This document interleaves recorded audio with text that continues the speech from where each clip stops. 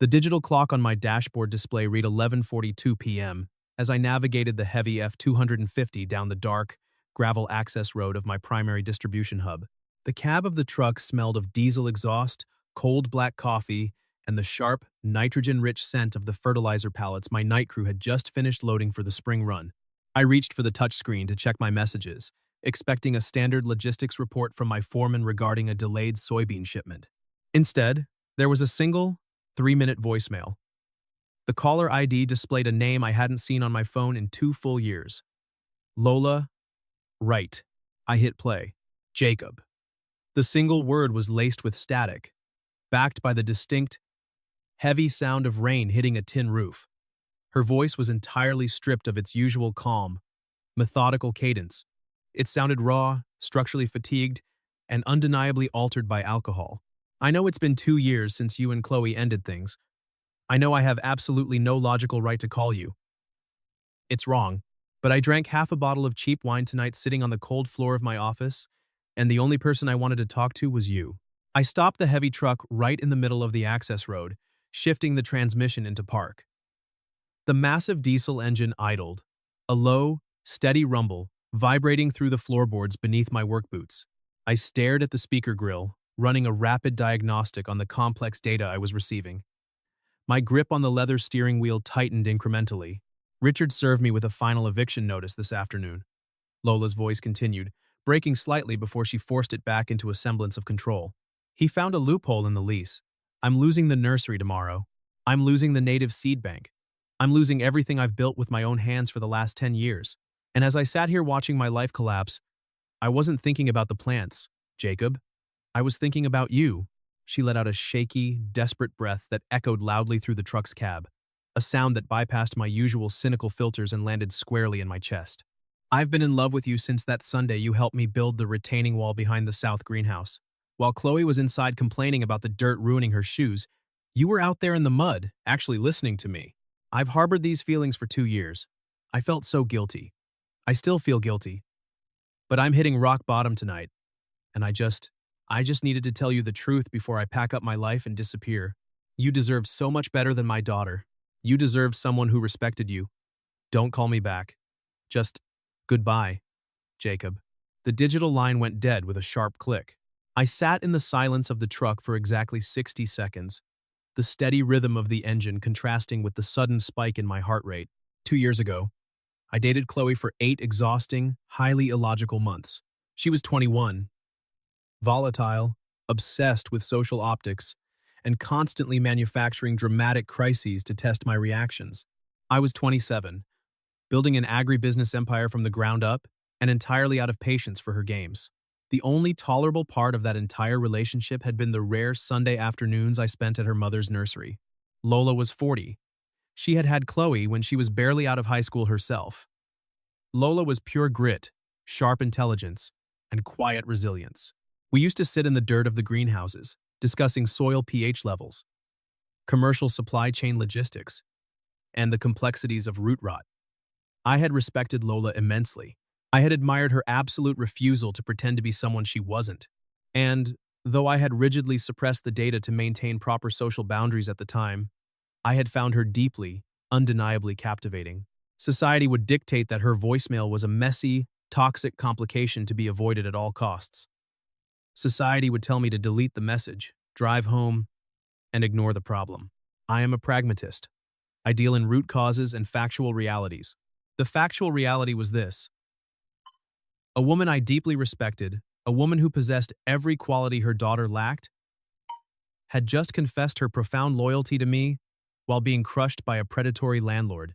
I put the truck in drive, bypassed the turnoff from my corporate office, and turned left toward the county highway.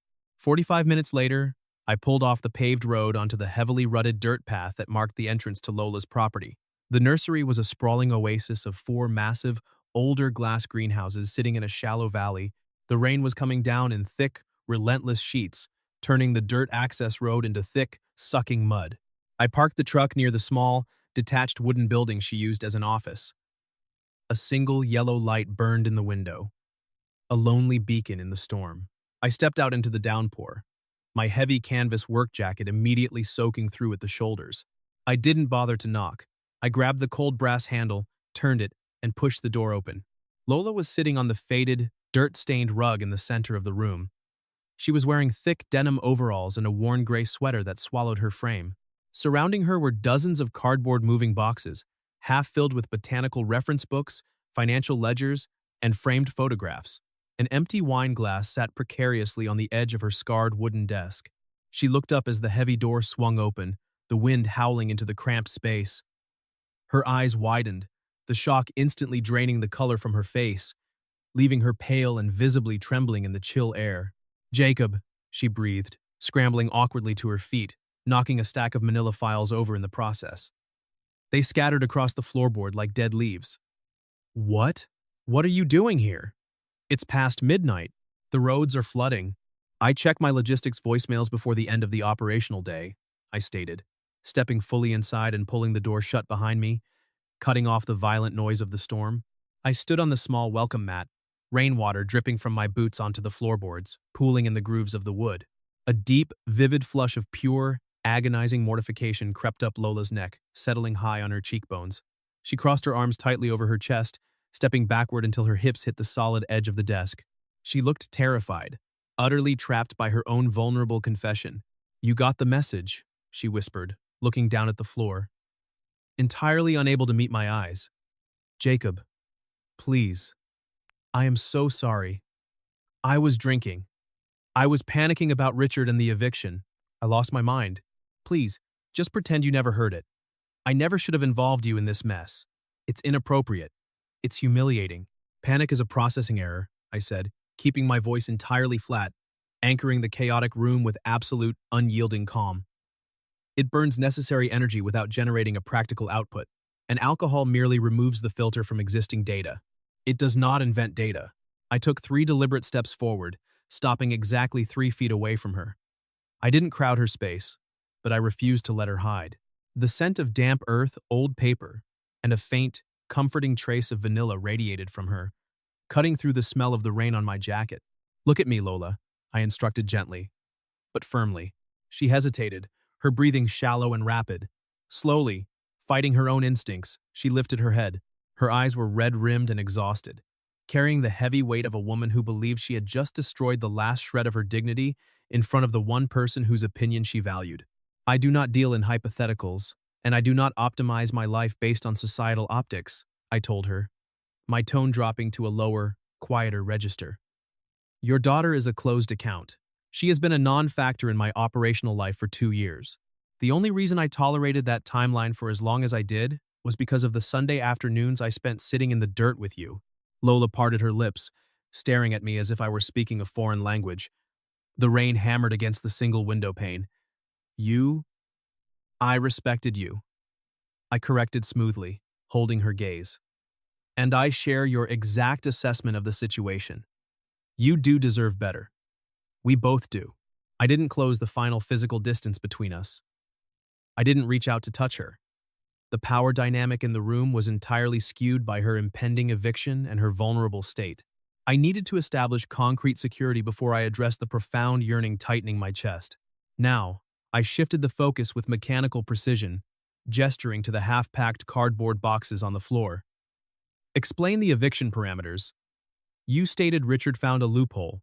Lola blinked, struggling to switch her cognitive gears from extreme emotional exposure back to business survival. She took a deep, shuddering breath, her hands dropping to grip the edge of the desk behind her to steady herself. "He owns the land," she said, her voice shaking slightly before she forced it into a steady rhythm. "The lease I signed 10 years ago had a strict, continuous commercial operation clause. It mandates that all 4 greenhouses must maintain active, commercial-grade irrigation systems to prevent soil degradation. Yesterday, the main PVC manifold in Greenhouse 3 sheared completely off the primary pump. It flooded the floor. I had to shut off the water main to prevent foundational damage. A mechanical failure is not a lease violation," I pointed out, my mind already mapping the property's infrastructure based on past visits. "It is if I can't afford to fix it," she countered bitterly, her professional frustration bleeding through. "He had a county building inspector here this morning. Because I shut the water off, the greenhouse is no longer continuously operating." Richard issued a formal 7-day notice to cure or quit. If the irrigation isn't repaired to commercial code by a licensed, landlord-approved vendor by Friday afternoon, the lease is permanently voided. The commercial plumbers on his approved list are quoting a 3-week delay just for the specialized brass manifold. He legally starved me out of the timeline. He manufactured a default condition to seize the physical asset, I summarized, recognizing the hostile acquisition tactic immediately. Yes, she nodded, wiping a stray tear from her cheek with the back of her dirt-stained hand. He has a corporate developer willing to pay $3 million for this acreage to build a massive subdivision? He just needed a valid excuse to break my lease early. I can't fight him, Jacob. I don't have the capital to retain a litigator, and I don't have the parts to fix the pipe. It's over. I reached under my wet jacket and pulled a heavy-duty tactical flashlight from my belt. Show me the broken manifold. Jacob, you can't fix it, she protested, even as she turned instinctively and reached for a yellow rain slicker hanging on the back of the office door. It requires a custom-machined brass joint, and the lease explicitly says it has to be a commercial vendor. I am the CEO of a multi-million-dollar agricultural holding company, I stated, pulling my wet canvas jacket tighter around my neck. I am the literal definition of a commercial vendor. Walk with me. We stepped back out into the freezing rain. Lola led the way down the muddy, uneven path toward the third greenhouse. The massive structure was entirely dark, the heavy glass panes rattling violently against the wind. She unlocked the sliding metal door, and we stepped inside. The wall of humid, earth-scented air hit me instantly. We walked down the central concrete aisle, surrounded by thousands of dying, highly specialized native seedlings. At the far end of the structure, a massive puddle of water pooled around a severely corroded brass manifold connecting the primary water line to the overhead distribution pipes. I knelt on the wet concrete, ignoring the chill seeping into my jeans, and shone the harsh white beam of the flashlight directly onto the damaged joint. The brass threads are completely stripped. The pressure from the main pump sheared it clean off at the base. I know, Lola said quietly, standing closely behind me, hugging her arms tightly against the damp chill. I didn't offer empty sympathy. Sympathy doesn't seal a high-pressure pipe. I stood up and looked down at her. The brass is a liability anyway. It degrades in high-humidity environments. The core pipe coming from the pump is Schedule 8-0 PVC. I don't need a custom-machined part. I can bypass the manifold entirely using a high-pressure commercial agricultural ball valve. I have 6 of them sitting in a supply shed at my main distribution hub 10 miles from here. Lola stared at me, the flashlight beam illuminating the raindrops caught in her hair. You want to drive back out into the storm to get a pipe fitting? I want to eliminate Richard's leverage before sunrise, I corrected. I will be back in exactly 42 minutes. Do not pack another box. I didn't wait for her to argue. I turned, walked back out into the rain, got into my truck, and executed the logistics run with absolute precision. By 1:30 a.m., I was back on the wet concrete floor of the greenhouse. She stood near the heavy electrical pump, watching me in silence as I pulled a ratcheting PVC pipe cutter, a can of primer, and a massive, industrial-grade valve from my canvas tool bag. I used the ratcheting cutter to slice cleanly through the thick, aged PVC. The sharp snap of the plastic echoed loudly in the massive glass room. I stripped the rusted brass manifold away, tossing the useless metal onto a pile of debris. I pulled the can of heavy-duty purple solvent primer from my bag. The sharp, toxic chemical smell instantly cut through the damp, earthy air. I need you to hold this section steady, I instructed, handing her a heavy shop rag to grip the wet plastic. The solvent cures in 60 seconds. If the alignment shifts by even a millimeter during the chemical reaction, the seal will fail under pressure. Lola stepped in without hesitation. She dropped to her knees on the wet concrete right beside me. She didn't complain about the cold water soaking through her denim overalls or the harsh smell of the primer stinging her eyes. She gripped the thick white pipe firmly with both hands. We knelt shoulder to shoulder. As I applied the glue and forced the new commercial valve into place, our arms brushed. I could feel the steady warmth radiating from her skin, a stark, grounding reality in the cold room. For a brief second, my knuckles grazed the back of her hand. Neither of us pulled away. I kept my focus entirely on the joint, applying maximum physical pressure until the chemical weld locked permanently. Seal is set, I said, my voice slightly lower than before, sitting back on my heels. I wiped the purple primer off my hands with the rag, turned the pump back on. She stood up, walked to the breaker box on the back wall, and flipped the heavy red lever. The pipes shuddered violently as the massive water pressure hit the new junction. I watched the seams closely. Not a single drop leaked. Above us, the overhead drip lines hissed to life, spraying a fine, perfectly calibrated mist over the tables of dying seedlings. Lola walked slowly back down the aisle, looking up at the functioning system, then down at the dry concrete floor where the puddle was already draining away into the floor grates. She let out a breath that sounded like a sob she was fighting desperately to control. "It's fixed," she whispered, her hands covering her mouth, turning to look at me. "The mechanical failure is resolved," I corrected, standing up and efficiently packing my tools back into the bag, which neutralizes his immediate eviction threat regarding the maintenance clause. But Richard will pivot. He wants the physical land. He will find another angle of attack. We walked back to her small office. The rain had slowed to a steady drizzle. She made a pot of black coffee using a battered drip machine, handing me a chipped ceramic mug. Her hands were shaking slightly, the adrenaline crash beginning to take hold. "He's going to audit my financials next," Lola said, sitting heavily in her desk chair, staring blankly at the steam rising from her mug. "He has the explicit right to do it under the lease terms. And when he does, he'll see I'm behind on the county property taxes. I owe $22,000 by Friday. He legally tied the tax burden to my lease agreement. If I don't pay it, he bypasses the maintenance clause entirely and evicts me for financial default."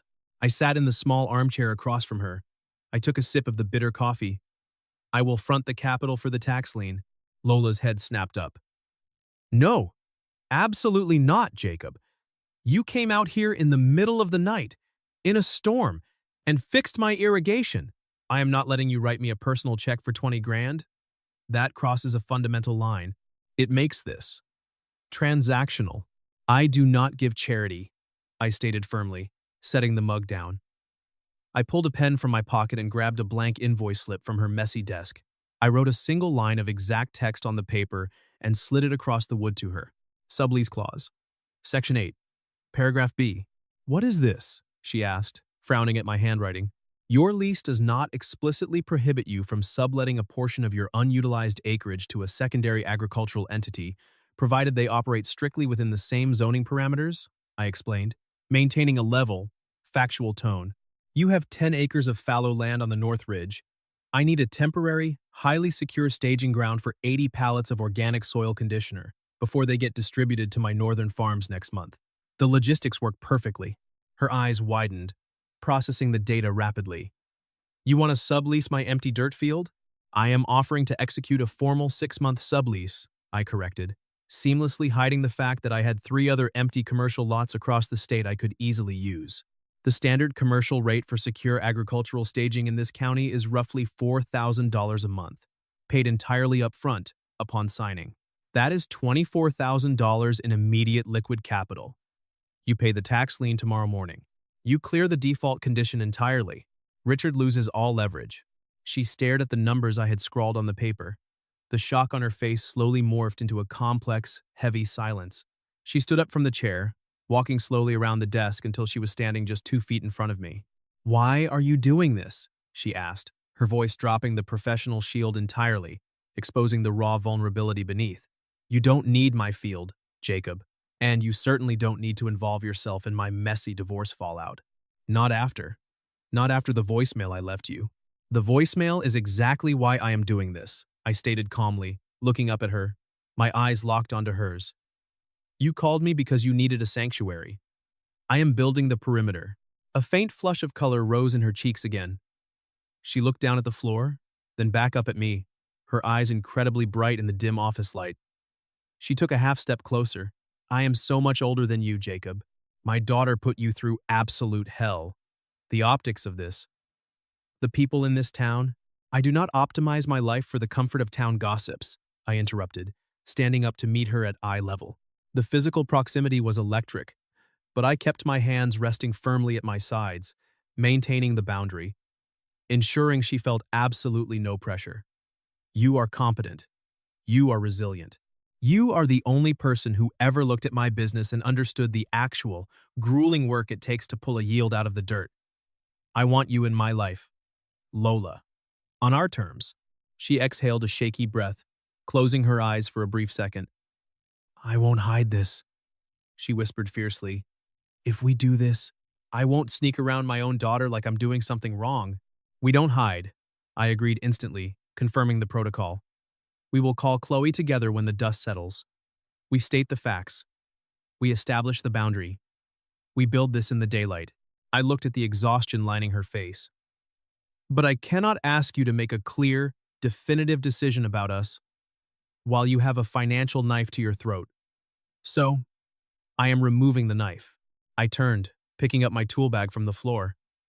The sublease contract will be drafted by my legal team and in your inbox by 8 a.m.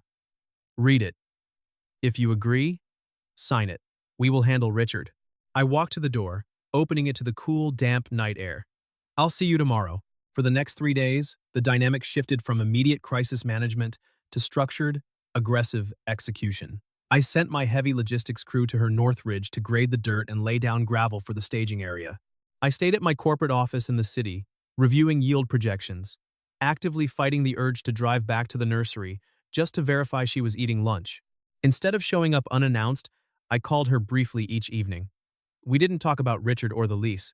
We talked about the soil moisture levels, the weather patterns, and the logistics of crop rotation. In those short, 10-minute calls, the emotional foundation solidified. On Thursday afternoon, my desk phone rang. The caller ID displayed her name. The staging area is prepped, Lola said, her voice carrying a crisp, professional briskness over the line that immediately eased the tension in my shoulders. Your crew did a clean, highly efficient job. I reviewed the sublease contract your lawyer sent over, and? I asked, staring blindly at a spreadsheet on my dual monitors. The terms are bulletproof, Jacob, she said, a hint of profound relief bleeding through the phone line. You didn't include a penalty clause for early termination. It's a lifeline. It is a standard corporate agreement, I lied smoothly, leaning back in my chair. I expect the document signed and returned by close of business. I signed it 20 minutes ago, she replied, the smile evident in her tone. The funds hit my operational account at noon. I just wired a certified cashier's check for $22,000 directly to Richard's attorney to cover the tax lien. The financial default is officially cleared. I felt a tight knot in my chest suddenly release. Good. The asset is secured. There's a complication, though, she added, her voice suddenly tightening, the anxiety rushing back into the space between us. Richard called immediately after the wire transfer cleared. He was furious. He ran a routine check on the wire origin and realized the capital came from an LLC connected to your main holding company. He monitors your accounts, I noted, my jaw clenching in cold anger. He's my landlord. He has audit rights built into the lease. She sighed heavily, the sound full of dread. He knows exactly who you are, Jacob. He knows you dated Chloe. He is claiming the sublease is a fraudulent, non-commercial transaction designed purely to bypass the lease terms. He scheduled an emergency lease termination hearing with the Commercial Property Management Board for tomorrow at 4 p.m. He's bringing his corporate lawyers. I leaned forward, resting my forearms on my desk. The bureaucratic villainy of her ex-husband was entirely predictable. He had lost the immediate mechanical and financial leverage, so he was pivoting to social and emotional warfare. He wanted to corner her in a boardroom, using my past relationship with her daughter to paint her as unstable, manipulative, and desperate. Do not attempt to negotiate with him prior to the meeting, I instructed, my voice hardening into absolute cold certainty. Jacob, I can't ask you to come to this, she protested quickly, her protective instincts flaring. He is going to throw Chloe in your face. He is going to call me a predator. He is going to make this as ugly and personal as possible in front of the board. You already fixed the water and fronted the cash. You don't need to sit in a boardroom and take his collateral damage. I am the CEO of the company currently subleasing the property in question, I countered, using the ironclad contract as my unbreakable shield. My logistics hub is now tied to that land. It is a business necessity that I attend to defend my operational staging ground. It's going to be awful, she warned, her voice thick. I deal with hostile acquisitions quarterly, I said. I will pick you up at 3:30 tomorrow. I hung up the phone. I did not return to my yield projections. I opened a highly secure terminal on my computer and accessed my firm's deepest financial databases. Richard wanted a corporate war based on social leverage. I was going to fight it with capital. I spent the next 6 hours tracing every shell company, every leveraged asset, and every commercial loan tied to Richard's name. By midnight, I found the structural flaw in his empire. It was a massive, heavily leveraged commercial loan he had taken out to fund the exact subdivision he planned to build on Lola's nursery. The loan was bound by strict debt-to-equity covenants. Covenants he had quietly breached 3 weeks ago when a minor investor pulled out. I made a phone call to the director of my private equity division. The instructions were simple. Friday afternoon, 3:30 p.m., I parked the truck outside the nursery office. Lola walked out, locking the heavy wooden door behind her. She was wearing a sharp, tailored navy blazer and dark trousers armor for a boardroom, not a greenhouse. She looked rigid, her jaw clenched, preparing for a humiliation she believed she couldn't avoid. I didn't offer a patronizing pep talk. I simply opened the passenger door for her. She climbed in, the faint, comforting scent of vanilla and damp earth filling the cab of the truck. I met her eyes for a brief second, giving her a single, reassuring nod before shutting the door. We drove into the city in silence. When we reached the commercial property management building, I stepped slightly ahead of her, taking the point position as we entered the glass-walled conference room. Richard sat at the head of a long mahogany table, flanked by 2 men in expensive, identical gray suits. His eyes snapped to me as I walked in, a smug, highly vicious sneer immediately forming on his face. The property board, 3 older men sitting along the side of the table, looked on with detached interest. "Lola?" Richard said, his tone dripping with weaponized condescension. "And Sanders. I would have thought dating my daughter would have taught you to stay away from the women in this family. Or is sleeping with the mother just your way of getting back at the daughter?" Lola gasped, recoiling slightly as if she had been physically struck. She bristled, stepping forward to defend herself, but I raised my hand, a silent, absolute command for her to hold her ground. I didn't sit down. I didn't raise my voice. I didn't react to the emotional bait. I stood at the opposite end of the table, placing my slim leather briefcase on the polished wood. The click of the brass latches sounded exceptionally loud in the quiet room. "Let's bypass the crude social theatrics, Richard," I said, my voice bone-dry, carrying the heavy, immovable authority of a man concluding a tedious audit. "I am not here to discuss my personal life. I am here in my capacity as the primary sublessee of the County Road 9 property." "Your sublease is invalid," Richard snapped, leaning forward, eager to trigger his trap. "It's a sham transaction. You only drafted it to quietly bail out your ex-girlfriend's mother because she batted her eyelashes at you. It violates the good faith operations clause of the primary lease. And you performed unlicensed plumbing work on my property. The board will terminate the lease today. The sublease is a registered, notarized commercial contract," I replied calmly, opening my briefcase and extracting a thick stack of documents. I did not explain my position further. I simply slid the heavy paper stack down the length of the table toward the board members. "My company currently has 80 pallets of commercial soil conditioner staged on the North Ridge. We are operating precisely within the agricultural zoning parameters." "I'm the landlord!" Richard yelled, his face flushing dark red, slamming his hand flat on the table. "I don't approve the vendor, and I don't approve the sublease. I am terminating her contract today, and I'll see you in civil court if you try to stop me." "You cannot terminate the contract," I said, my voice dropping lower, forcing everyone in the room to lean in to hear me. "Watch me," Richard spat. "You deeply misunderstand your position in this room," I stated, pulling a final, single sheet of heavy bond paper from my briefcase. I held it up. "When I executed the sublease, my legal team conducted a comprehensive title and debt search on the property to ensure zoning compliance. We uncovered a significant structural vulnerability in your portfolio, Richard." The 2 lawyers sitting next to Richard suddenly sat up straighter, the smugness vanishing from their faces instantly, their eyes locking onto the paper in my hand. "You leveraged the deed to the nursery property as collateral against a mezzanine loan for your new subdivision project," I explained, my tone surgical, dismantling his power piece by piece. "A loan with strict debt-to-equity covenants. When your main backer pulled out last week, you breached those covenants." I tossed the paper onto the center of the table. It landed with a soft, final thud. "My firm's private equity arm bought that distressed debt at a premium an hour ago," I said, watching the realization hit him. "I own the paper on the nursery, which means, as of this morning, I am your primary creditor. If you attempt to evict my sublessee, or harass her over unapproved PVC pipes, or leverage her daughter's name in this room ever again, I will call the note on your subdivision loan due immediately. You will default." and I will seize the entire subdivision project. Richard sat completely frozen. The color drained from his face until it was a sickly, pale white. He realized the trap he had built for his ex-wife had just been swallowed whole by a much larger, much more ruthless predator. "You can't do that," Richard whispered, the bluster entirely gone, his voice cracking under the weight of financial ruin. "That's millions of dollars. You're losing money on that play." "I prioritize the security of my supply chains," I said, snapping my briefcase shut, "and I protect the people who operate them."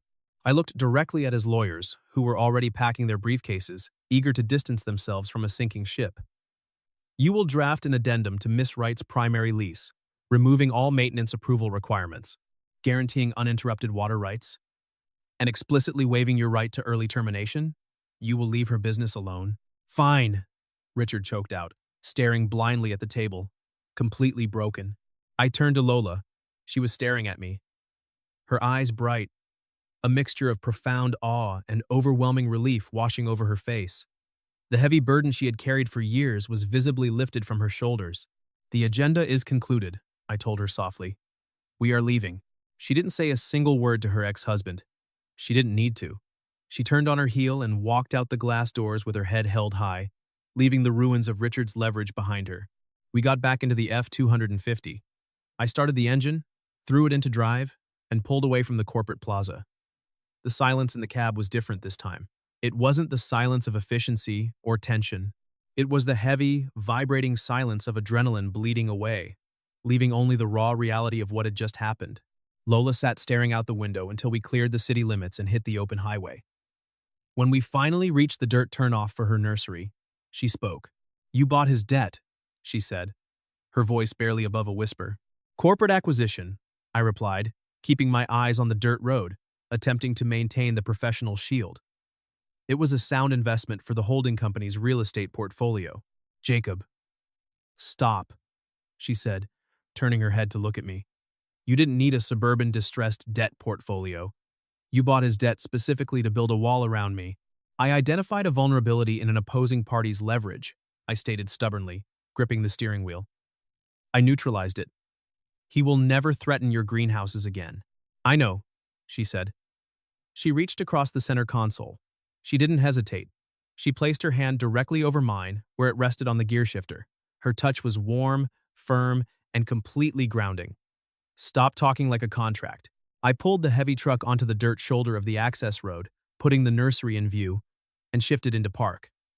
I left the engine running, the vibration of familiar, necessary comfort. I looked down at her hand covering mine, the defensive walls I had built against the world, against the superficiality of my past relationships, felt entirely useless in the small space of the cab. "You didn't have to go that far," she said softly, her eyes searching mine, stripping away the last of my cynical armor. "You destroyed him in that room. You didn't even blink when he tried to shame us. Nobody has ever protected me like that. Not in my entire life." "He was bullying a competent professional," I said, my voice rougher than usual, the dry, cynic exterior completely fracturing. "I don't tolerate inefficiency, and I absolutely refuse to watch you be pushed into a corner." "Is that all it is?" she asked, her thumb slowly tracing the line of my knuckles, sending a spike of heat up my arm.